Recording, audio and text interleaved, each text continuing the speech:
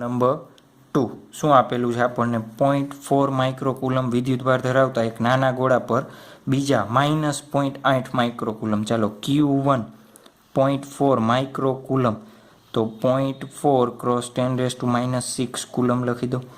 Q2 -0.8 માઇક્રોકુલમ તો 0.8 cross 10⁻⁻6 coulomb. ચાલો એક ગોળો છે એનો વિદ્યુતભાર Q1 પ્લસ છે, બીજો ગોળો છે એનો વિદ્યુતભાર -Q2 છે. હવામાં લાગતું સ્થિત વિદ્યુત બળ આપણને બળ આપ્યું છે F 0.2 ન્યૂટન. તો એ શું શોધવાનું છે? બે વિદ્યુતભારો વચ્ચેનું અંતર. ચાલો એ બે વિદ્યુતભારો વચ્ચેનું અંતર શોધવાનું છે. કેવી રીતના મળશે બે વિદ્યુતભારો વચ્ચેનું અંતર? તો કુલમ્બનો નિયમ ઉપરથી. કુલમ્બ બળનો નિયમ શું છે? કુલમ્બ બળનો નિયમ F બરાબર K Q1 Q2/r².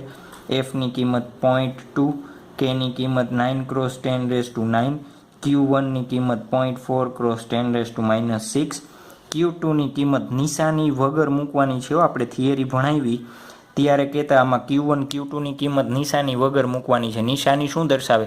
આકર્ષી છે કે અપાકર્ષી? તો એ આપણે વિદ્યુતભાર ઉપરથી નક્કી કરીએ છીએ લાસ્ટમાં. અને r², ચાલો આપણે r² શોધવાનો છે. તો r² બરાબર મળશે 144 ક્રોસ 10⁻⁻4. તો r બરાબર થઈ જશે 12 ક્રોસ 10⁻⁻2 મીટર.